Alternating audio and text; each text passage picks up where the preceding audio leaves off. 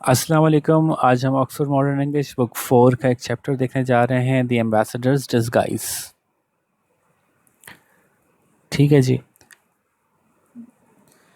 Ambassador कहते हैं सफ़ीर को, और डिस्गाइज कहते हैं जो कोई हुलिया बदल ले, भेस बदल ले। तो उसमें क्या हुआ जी, आगे समझ में आ जाएगा। शुरू करते हैं। Once in the palace of Vladimir, a great Russian prince of Kiev, all the nobles were making boasts. एक दफ़ा का जिक्र है कि व्लादिमीर के महल में, जो कि एक बड़ा अजीम रशिया का प्रिंस था, कीव एक इलाका है रशिया का, और व्लादिमीर जो है वो नाम है किसी साहब का जो कि वहाँ के प्रिंस हैं। इत्तेफाक है, कैसा इत्तेफाक है कि इस वक्त जबकि हम ये चैप्टर रिकॉर्ड कर रहे हैं, ये तो बहुत पुरानी बात इन्होंने की हुई है इस चैप्टर में, लेकिन इत्तेफाक ये है कि आज के दिन भी रशिया के जो सदर है उसका नाम व्लादिमीर पुतिन है। तो कैसा इत्तेफाक है ना। चलें बहरहाल, तो व्लादिमीर के महल में, जो कि रशिया के का एक बड़ा प्रिंस था कीव के इलाके का, वहाँ तमाम बड़े बड़े all the nobles were making boast. Nobles कहते हैं ऐसे लोग जो कि शाही ख़ानदान से ताल्लुक़ रखते हों। तो तमाम शाही ख़ानदान के लोग जो हैं वो बड़ी बड़ी बातें कर रहे थे अपने बारे में। बोस्ट, बड़ी बड़ी बातें कहना, बड़ी अपना तकब्बुर में बड़ी बातें बयान करना कि जी मैं फ़लाना, मेरा ख़ानदान फ़लाना, मेरा ऐसा। One noble boasted of his strength. एक नोबल ने जो है वो अपनी ताकत के बारे में खूब बड़ाई की अपनी, या बड़की मारी। Another showed of his wisdom. दूसरे ने अपनी अक्लमंदी और जहानत के बारे में ऐसी बातें की। Other boasted of their wealth और देयर ट्रस्टेड हॉर्सेस। और दूसरों ने जो है वो अपनी दौलत, जायदाद या फिर अपने घोड़ों के बारे में खूब बड़ी बड़ी बातें की। वन नोबल, स्टेवर गोदिनोविच, अच्छा, स्टेवर गोदिनोविच said nothing at all। और एक नोबल आदमी ने, एक अमीर आदमी ने, उमरा कह लें या शाही ख़ानदान से ताल्लुक़ रखने वाले आदमी ने, जिसका नाम था स्टेवर गोदिनोविच, said nothing at all, उसने कुछ भी नहीं कहा। He sat with a dreamy look on his face। वो वहाँ बैठा रहा, बिल्कुल ऐसे उसके चेहरे पे ऐसे तासुरात थे जैसे कि किसी ख्वाब में खोया हो। Dreamy look.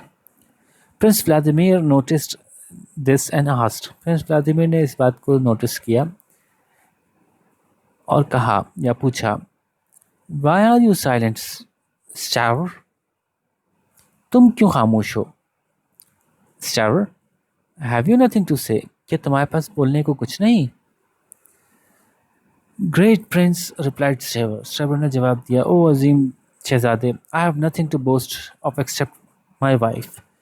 मेरे पास किसी चीज़ की तारीफ़ करने के लिए कुछ नहीं सिवाय इसके कि मेरी बीवी कैथरीना, जिसका नाम कैथरीना है। She is young and beautiful, braver and more skilful than any warrior here. वो नौजवान भी है, खूबसूरत भी है, और वो बहादुर भी है, और उसके पास वो स्किल्स भी हैं, वो तरीक़ेकार उसको आते हैं जो कि किसी जंग में वॉरियर को ज़रूरत पड़ती है। देन एनी वॉरियर है, यहाँ मौजूद किसी भी सिपाही से ज़्यादा वो तेज़ और शातिर और माहिर है, और बहादुर भी है। She can shoot with a bow, वो sing like a nightingale and enchant everyone with her harp. वो तो गास वो एक तीर कमान बड़े ज़बरदस्त तरीके से चला सकती है। उसका गाना ऐसा है जैसे कोई बुलबुल गा रही हो। और वो तो अपने हार्प बजाने, एक हार्प एक तरह का म्यूज़िकल इंस्ट्रूमेंट होता है, हार्प बजा के हर एक को जो है ना वो अपने शहर में मुब्तला कर सकती है, इतना ज़बरदस्त हार्प बजाती है। And no one here will ever beat her at chess. और चेस में तो कोई भी उसको नहीं हरा सकता, यहाँ मौजूद कोई भी उसको चेस में नहीं हरा सकता। Is that so? Interrupted the Prince. अच्छा, क्या वाकई ऐसा है? प्रिंस ने उसकी बात को रोकते हुए कहा, यस इंडीड ग्रेट प्रिंस, हाँ बिल्कुल वाकई ऐसा है मेरे अजीम शहजादे। Replied Stavr. स्टेवर ने जवाब दिया, she could easily defeat all your nobles, and pardon me for saying so, great prince, but you are no match for her either। वो तो बहुत आसानी से शिकस्त दे सकती है आपके तमाम इन शाही ख़ानदान से ताल्लुक़ रखने वाले लोगों को, और माजरत के साथ कहना चाहूँगा, माफ़ कीजिएगा मुझे कहने को कि अजीम शहज़ादे, कि आपका भी उससे कोई मुकाबला नहीं, यानी आप भी उसके मुकाबले पे कुछ नहीं। The prince became very angry. शहज़ादा बहुत गुस्से में आ गया। When he heard this, जब उसने सब सुना, he glared at Stewart and said, उसने स्टेवर्ट को बड़े घूर के गुस्से से देखा और कहा, You have gone too far this time. इस दफ़ा तुम बहुत ज़्यादा कह गए। Gone too far, कुछ ज़्यादा ही कह गए। How dare you say that I am no match for your wife? तुम ये कैसे कह सकते हो? तुम्हारी हिम्मत कैसी हुई कहने की कि मैं तुम्हारी बीवी का कोई मुकाबला नहीं कर सकता? The prince pointed a finger at Stewart and turning to one of his guards said, Prince ने स्टेवर की तरफ उंगली से इशारा किया और अपने एक गार्ड की तरफ मुड़ते हुए कहा, take this man away, throw him into the dungeon, give him oats and water, nothing more, now go. ले जाओ इस आदमी को यहाँ से, उसको डाल दो जेल की सलाखों के पीछे। डंजन कहते हैं जेल को, ऐसा खास तौर पर ऐसे जेल जो कि जेर ज़मीन हुआ करते थे, वहाँ ना रोशनी होती थी ना हवा होती थी, तहखानों में हुआ करती थी, और उसको सिर्फ जो है वो ओट्स और पानी ही देना, उसको कोई ख़ास चीज़ खाने को ना देना, नथिंग मोर, और कुछ नहीं, और चलो यहाँ से, चलो जाओ। ठीक है, तो बस जौ खाली दो और पानी दो और कुछ इसको खाने की भी अच्छी चीज़ ना दो, उसने मेरी हद तक इज़्ज़त की है। The guard did as he was instructed, गार्ड ने वही किया जैसे उसको कहा गया था। He threw Stavr in a cold dark dungeon, उसने स्टेवर को जो है वो एक ठंडे और अंधेरे डंजन में, यानी जैसे मैंने बताया कि जेर ज़मीन तहखाने में जो जेल हुआ करते थे उनमें डाल दिया। काल कोठरी जिसको हम कहते हैं, काल कोठरी। The only light came from a small window with thick iron bars high up near the ceiling. जो थोड़ी बहुत रोशनी आती थी वो छोटी सी खिड़की थी जिसमें कि बड़ी मोटी मोटी लोहे की सलाखें लगी थी, जो कि थोड़ा ऊपर करके थी छत के करीब। All Stewart could see was sky, जो बहुत स्टेवर को सिर्फ वहाँ से आसमान ही दिखता था। He sat on the cold stone floor feeling very sad. वो वहाँ बैठ गया ठंडे से सख्त पत्थर के फर्श पे, बहुत ही उदास महसूस कर रहा था। एज नाइट फेल, जैसे कि रात हुई, Stavr looked out of the window at the stars in the sky, उसने खिड़की से बाहर देखा आसमान पे तारों को। Alas, he thought to himself, आ हाय हाय हाय हाय, ओहो। तो ये इस कैफियत को डिफेंड करने के लिए इंग्लिश में लास बोलते हैं। I have served the prince for 9 years, मैंने प्रिंस की 9 साल खिदमत की। And this is how he repairs me, और इस तरह से उसने मुझे उसका सिला दिया। I am sorry I hurt the prince, मुझे अफसोस है कि मैंने प्रिंस को हर्ट किया, मैंने उसको सदमा पहुंचाया। But I only spoke the truth about my wife, लेकिन मैंने अपनी बीवी के बारे में सच ही तो कहा था। I hope someone tells Katerina where I am, मैं उम्मीद करता हूँ शायद कोई बता दे कैटरीना को मैं कहाँ हूँ। Katerina heard what had happened to her husband, Katerina ने सुना कि उसके शौहर के साथ क्या हुआ था। She tried to visit him the following day, but the guards would not let her in. उसने कोशिश की कि वो जाके उससे मिले अगले दिन, following day, अगले दिन, लेकिन guards ने उसको नहीं जाने दिया अंदर। So she thought of a plan to rescue him. तो उसने सोचा एक प्लान के बारे में, एक प्लान बनाया कि उसको कैसे वहाँ से छुड़ा के लेके जाएगी। Katrina called together her band of 30 archers, 30 chess masters and 30 musicians. Katrina ने जमा किया कुछ लोगों को, बैंड कहते हैं लोगों को जब जमा करके एक जैसे काम करने वाले लोगों को एक जगह जमा किया जाए। तो 30 आर्चर्स का बैंड जमा किया, 30 चेस मास्टर्स को जमा किया और 30 म्यूजिशियंस को जमा किया, मौसीकारों को। आर्चर्स कहते हैं तीरंदाजों को। She told them she needed their help to rescue her husband and they agreed to help her. उसने उनको बताया कि मुझे ज़रूरत है आपकी अपने शौहर को छुड़ाने के लिए, और उन सब ने उस एग्री किया, रजामंदी जाहिर की कि हम तुम्हारी मदद करेंगे। The next day Katerina got ready, अगले दिन कैटरीना तैयार हुई। She wore a suit of armour with a helmet to cover her face, उसने आर्मर का सूट पहना। आर्मर क्या होता है? वो लोहे का सूट होता है जो कि जंग में पहना जाता है, सर से लेके पाँव तक जो है वो लोहे से अपने आप को छुपा लिया जाता है। यहाँ तक कि हेलमेट भी उसने पहन लिया ताकि उसका चेहरा छुप जाए। ठीक है, लोहे का हेलमेट, ये देखें, ये नज़र आ रही है, ये आर्मर इस तरह का बना हुआ है। ठीक है। She carried a bow and some arrows, a club of steel and a long lance. उसने कुछ कमान ली, कुछ तीर लिए, कमान तीर, एक लोहे का एक स्टील का क्लब लिया, मोटा सा डंडा समझ लें, एंड अ लॉन्ग लांस, और एक लंबा सा जो है ना नेजा भी ले लिया। Pursed on her left forearm was a falcon, she mounted a tall black horse, और बैठा हुआ था उसके उल्टे हाथ पे एक फैल्कन, और वो बैठ गई, वो सवार हो गई एक बड़े लंबे से काले घोड़े पर। ठीक है जी, फैल्कन को आप कह लें, हमारे यहाँ बाज कहते हैं, शिकरा कहते हैं बाज़ लोग, तो आसानी के लिए ही समझ लें। When her friends arrived, she set off for the palace leading them. जब उसके दोस्त वगैरह जो उसने जमा किए थे, बैंड ऑफ म्यूजिशियंस और आर्चर्स और वो सब लोगों को, तो वो निकल पड़ी, सेट ऑफ निकल पड़ी फॉर द पैलेस, पैलेस की तरफ, लीडिंग देम, उन सबको वहाँ से लीड करते हुए। ठीक है, खुद आगे आगे। A short distance from the walls of the city, उस शहर जहाँ पे कि वो प्रिंस रहता था, उसकी दीवारों से कुछ फासले पर, शहरों पे आमतौर पर ख़ासतौर पर वो शहर जिनमें कि बादशाह या प्रिंस वगैरह रहते थे, उसके चारों तरफ दीवारें हुआ करती थी ताकि कोई फ़ौज हमलावर हो तो उससे हिफाजत की जा सके। तो उसकी दीवारों से कुछ पहले Katharina told her followers to wait, उसने अपने फॉलोअर्स यानी अपने साथ साथ आने वालों से कहा कि कुछ इंतज़ार करो। She rode by herself into the city, वो घोड़ा चला के खुद ही शहर में पहुंची। And went to the great hall of the palace, और जो महल था उसके जो ग्रेट हॉल था जहाँ पे कि वो बादशाह बैठा करता था या वो शहजादा बैठा करता था, वहाँ पहुंची। All the people thought she was some great warrior, सब लोग समझे कि कोई बहुत बड़ी, कोई माहिर लड़ाका या कोई सिपाही है। Of course no one guessed she was a woman, और जाहिर है किसी ने भी अंदाज़ा नहीं लगाया कि वो कोई औरत है।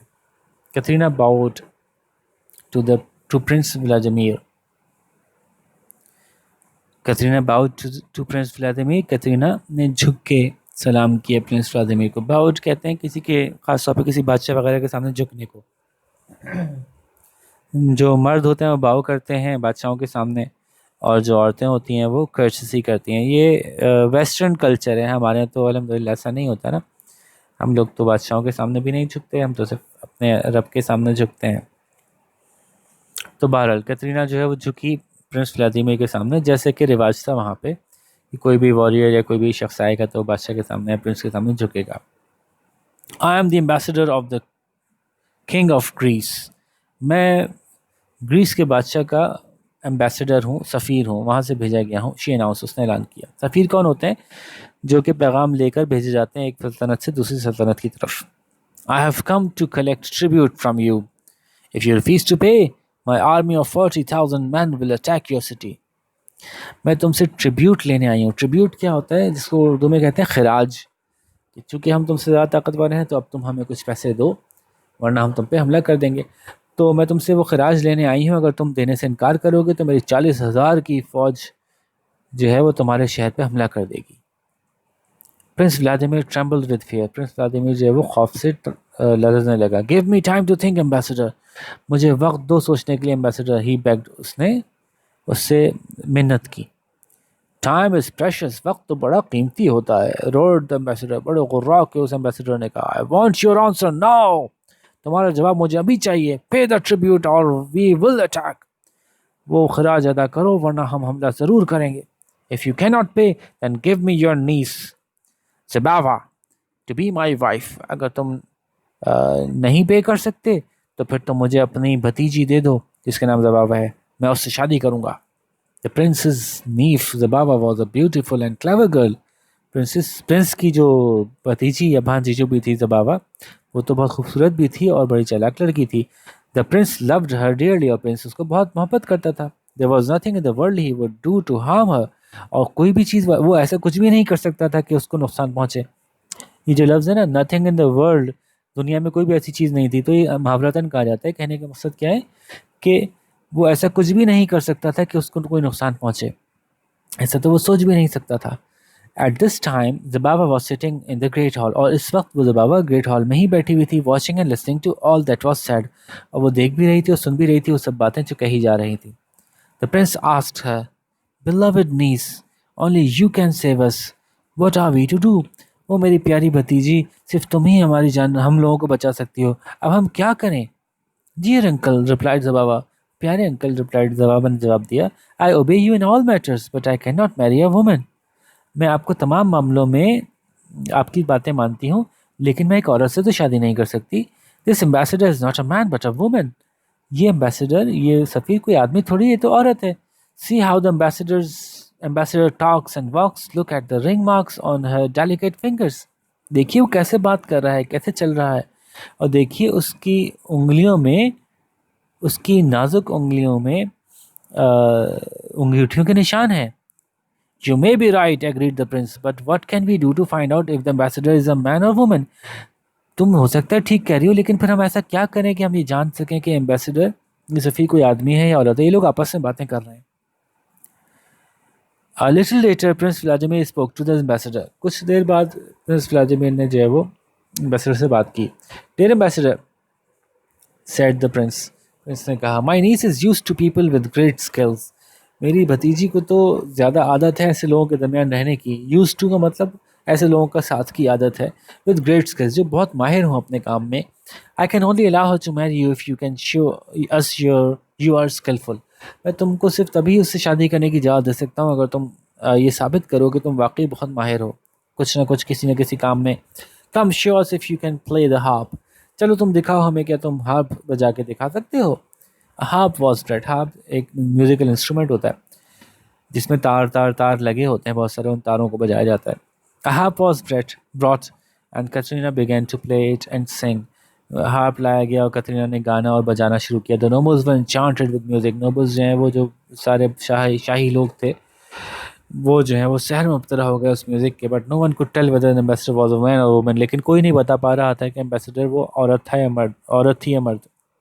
Then the prince asked the ambassador to play a game of chess. फिर एम्बेसडर ने कहा कि चलो अब तुम हमें चेस खेल के दिखाओ। The Prince was the best player in the land. और पूरे शहर में, पूरे इलाके में सबसे अच्छा खिलाड़ी इस गेम का प्रिंस खुद था, शतरंज का। ही believe it if the ambassador was a woman she would lose. उसको यकीन था कि अगर वो कोई औरत हुई तो वो यकीनन हार जाएगी। Much to the prince's astonishment the ambassador won the game. Prince की हैरत की इंतहा न रही जबकि एम्बेसडर वो गेम जीत गया, या जीत गई एक्चुअली तो थी वो। The prince turn to Zababa. This is no woman, he whispered. ये तो कोई औरत नहीं हो सकती। I am sure she is, replied Zababa. Zababa ने कहा मुझे यकीन है कि ये औरत है। The prince thought for a while then said to the ambassador, let us now try some archery. Prince ने कुछ सोचा, फिर उसने एम्बेसडर की तरफ मुकर कहा, चलो अब हम कुछ तीरंदाजी चेक करते हैं। The prince, the ambassador, and the nobles all went outside in a large courtyard. वो प्रिंस, वो एम्बेसडर और तमाम जो शाही ख़ानदान के लोग थे वो बाहर निकल आए एक बड़े से सहन में जो कि महल के बाहर मौजूद था। A golden ring was set up at one end and the prince placed a steel knife behind it. एक गोल्डन रिंग रखा गया एक कोने पर और प्रिंस ने उसके पीछे एक स्टील का चाकू रखा। First the Prince shot 3 arrows at the target, the arrows passed through the. पहले प्रिंस ने 3 तीर मारे टारगेट के ऊपर और वो तीर जो है वो गुजर के गए उस रिंग में से, through the ring, but did not hit the knife. लेकिन उन्होंने नाइफ को हिट नहीं किया, चाकू को हिट नहीं किया। रिंग में से तो गुजर गए लेकिन चाकू को हिट ना कर सके। Then ambassador shot an arrow at the ring. फिर एम्बेसडर ने एक तीर मारा रिंग के ऊपर। The arrow hissed like a snake as it flew. वो एरो ऐसे फनकारा जैसे कि सांप की आवाज़ निकलती है ना, इतनी तेजी से निकला एज इट फ्लू, जबकि उड़ता हुआ जा रहा था। It pass through the ring and cut itself into two against the edge of the knife. तो वो उस रिंग में से गुजर गया और नाइफ की जो एज थी, चाकू का जो धार थी, उससे टकरा के वो आधा हो गया, बीच में से आधा हो गया। वो तीर इतनी तेजी से गया और ऐसे एक्यूरेटली उसने हिट किया नाइफ को। The prince was now sure that the ambassador was a man. Prince को अब यकीन हो गया था कि वो एम्बेसडर, वो सफ़ीर एक आदमी ही है। But Zababa still did not agree with him. लेकिन ज़बाबा अभी भी उसकी बात नहीं मान रही थी, उसके साथ एग्री नहीं कर रही थी। I shall not marry a woman, मैं औरत से शादी नहीं करूंगी, she cried. The ambassador may shoot arrows just like a man but he talks walks and sits like a woman. Ambassador चाहे तीर मार सकता है किसी आदमी की तरह, लेकिन वो बातें करता है, चलता फिरता है, बैठता उठता है बिल्कुल औरत की तरह से। The prince became angry, you are being silly. Prince को गुस्सा आ गया, उसने कहा तुम बेवकूफ़ी की बातें कर रही हो, I order you to marry the ambassador, go prepare your for your wedding. मैं तुम्हें हुक्म देता हूँ कि तुम शादी करो इस एम्बेसडर से, जाओ अपनी शादी की तैयारियां करो। ज़बावा रैन ऑफ इन टीयर्स, ज़बावा जो है वो रोती हुई वहाँ से भाग गई।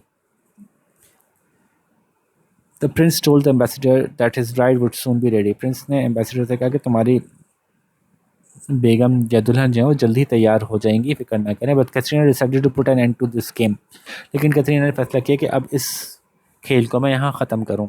She said to the prince, फिर उसने प्रिंस से कहा, before the wedding let us fight each other, let us see who is stronger. शादी से पहले क्यों ना हम एक दूसरे से लड़ के देखें, देखते हैं दोनों में से कौन ज़्यादा मजबूत है। Trembling at this suggestion, the prince said, Ambassador, there is no one here who is your match. कपकपाते हुए इस बात पे, इस सजेशन पे, इस मशवरे पे प्रिंस ने कहा, एम्बेसडर यहाँ कोई भी नहीं है जो तुम्हारा मुकाबला कर सके। Oh dear, is there no one, अरे अच्छा, क्या कोई भी नहीं है। I was looking forward to some sport, मैं तो सोच रही थी, सोच सोच के खुश हो रही थी। लुकिंग फॉरवर्ड का मतलब सोच सोच के खुश होना किसी चीज़ के बारे में जो कि आगे होने वाली है, कि ज़रा मज़ा रहेगा, कुछ खेल रहेगा, कुछ मज़ा रहेगा। Perhaps there is a brave warrior in your dungeons who could fight me. शायद कोई ऐसा कोई बहादुर जांबाज लड़ाका है तुम्हारे शायद डंजन्स में हो, तुम्हारी जेल में कैद खाने में कहीं पड़ा हो जो कि मुझसे लड़ सके। यस यस देयर इज, हाँ कोई है, एक है, said the prince smiling and remembering Stavro Godinovich. Prince को याद आया तो प्रिंस ने मुस्कुरा के कहा कि हाँ वो एक है, वो जो बंदा। He immediately ordered his guards to bring Stavro from the dungeons. तो उसने फ़ौरन हुक्म दिया गार्ड्स को कि लेके आए जी डंजन से स्टेवर को। Soon Stavro Godinovich arrived. He was ordered to put on a suit of armor and mount a horse. जल्दी ही Godinovich आ गया और उसको हुक्म दिया गया कि वो एक आर्मर का सूट पहने और वो भी घोड़े पे बैठ जाए। When Stavro was ready, जब स्टेवर तैयार हो गया, he and the ambassador galloped into a nearby field. वो और एम्बेसडर घोड़ा दौड़ाते हुए करीबी फील्ड में गए। All the nobles went to watch the great fight. तो तमाम जो नोबल्स थे वो गए वहाँ देखने के ज़बरदस्त मुकाबला होने वाला है। The ambassador and the Stavro rode towards each other and then leapt from horse to horse. They threw their steel clubs in the air and then rode straight towards the prince. The terrible ambassador of Greece took off her helmet and threw it at the feet of the prince. Katrina's beautiful long hair fell down over her shoulder. The nobles gasped in surprise. Great prince, laughed Katrina. I have rescued my husband from your dungeons. You must agree he was right to boast of my skills. Now farewell. And laughing together, Katrina and Sir Godinovich rode away.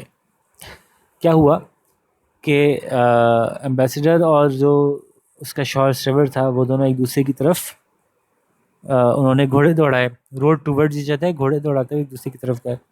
And then leapt from horse to horse, और फिर उन्होंने छलांग मारी एक घोड़े से दूसरे घोड़े की तरफ।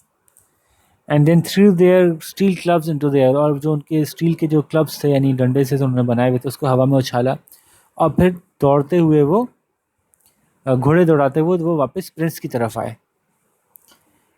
और फिर वो जो बहुत ही खौफनाक किस्म का एम्बेसडर था ग्रीस का, उसने अपना हेलमेट उतारा और उसको प्रिंस के कदमों में फेंक दिया। तो क्या निकला अंदर से, कैथरीना's beautiful hair fell down from to over her shoulder, उसके खूबसूरत लंबे बाल उसके शानों पे बिखर गए। The noble gasped in surprise, तो जो जितने भी नोबल मैन थे जो वो सब धक से रह गए, ऐसा उन्होंने किया सरप्राइज़ में। तो उसने कहा कि ए अजीम शहज़ादे, हंस के कहा उसने कि मैंने अपने शौहर को जो है वो तुमसे छुड़ा लिया है, रेस्क्यू करवा लिया है उस तुम्हारी काल कोठरी में से। तो अब तुम ये बात यकीनन तुम इस बात से एग्री करोगे, तुम ये बात यकीनन मांगोगे कि वो सही कह रहा था मेरी स्किल्स के बारे में, जो वो बड़की नहीं मार रहा था बल्कि वो सही कह रहा था, मेरे अंदर वाकई वो स्किल्स मौजूद हैं। सो अब खुदा हाफिज़, नाउ फेयरवेल, सो अब खुदा हाफिज़। और हंसते हुए वो दोनों कैटरीना और स्टेवर वहाँ से घोड़े दौड़ाते हुए चले गए। तो ये एक कहानी थी जनाब, कहानी थी ज़ाहिर है। इसमें ये तो आप सोचेंगे कि ये क्या बात हुई और ये क्या बात हुई, तो ऐसा कहानी के बारे में नहीं सोचा जाता ना, कहानी तो कहानी होती है। तो अब इसके सवालों को पे आते हैं। जैसे कि मैं हमेशा कहता हूँ कि सवालों के जवाब जनाब आप ख़ुद लिखेंगे, और इससे से फ़ायदा क्या होगा कि आपका इससे जवाब खुद से लिखने की प्रैक्टिस होगी और आप कुछ ही चैप्टर्स करने के बाद इस काबिल हो जाएंगे कि आप जो है वो अच्छे से जवाब खुद से लिख सकें, अ, और इम्तिहान में ही फिर आपको सवालों के जवाब याद नहीं करने पड़ेंगे। शर्त क्या है कि आप सवालों को जवाब खुद अटेम्प्ट करें और फिर उनको चेक करवा लें किसी टीचर से, या फिर आप मुझे बता दें, कमेंट्स में लिख दें, नहीं तो मैंने यहाँ पे ईमेल एड्रेस अपना दे दिया है, आप इस पर मुझे मेल कर दें तो मैं बता सकूँगा कि आपके जवाब अच्छे हैं या उसमें क्या इंप्रूवमेंट आ सकती है। ठीक है, तो इस तरह से आप आहिस्ता आहिस्ता इंप्रूव करते करते इस काबिल हो जाएंगे कि फिर जवाब आपको याद ना करना पड़े, बल्कि चैप्टर समझ लिया और आपके लिए काफ़ी है, आप कभी भी एग्ज़ाम में बैठ सकते हैं। तो सवाल समझ लेते हैं, what were the Russian nobles boasting about. Russian noble किस किस चीज़ के बारे में बोस्टिंग कर रहे थे, ये आप बता दीजिएगा एग्जैक्टली। कोई अपने घोड़ों के बारे में कर रहा था, तो the Russian nobles were boasting about their, फिर वो चीज़ें मुझे बता दिएगा कि कोई किस चीज़ के बारे में कर रहा था, कौन किस चीज़ के बारे में कर रहा था। Why was prince angry with Stavr, Stavr से प्रिंस क्यों गुस्से में आ गया था। The prince was angry with Stavr because Stavr had said that his wife could, that the prince was no match for his wife, है ना, इस तरह की कोई बात की थी, तो वो बात यहाँ लिख दीजिएगा। Who did Katerina take with her to Kiev, Katerina ने किसको अपने साथ लिया। कैटरीना टुक 30 फलाना एंड 30 फलाना, है ना, तो 30 लोग लिए थे, तो वो उनका यहाँ पे जिक्र आएगा। व्हाट डिड, अच्छा तो सवाल में डिड है, ये ध्यान में रखिएगा, जवाब में टेक नहीं होगा, टुक होगा, टेक का पास्ट टेंस लगाएंगे। जहाँ सवाल में पास्ट टेंस होगा तो जवाब में ही पास्ट टेंस में जवाब में ही पास्ट टेंस यूज़ की जाएगी। What did the Greek ambassador want from the Prince, the Greek ambassador wanted, क्या मांग रहा था, खराज मांग रहा था ना, तो अब क्या लिखेंगे, देखें आप कैसे लिख के दिखाते हैं, बहुत आसान से जवाब बनेगा इसका।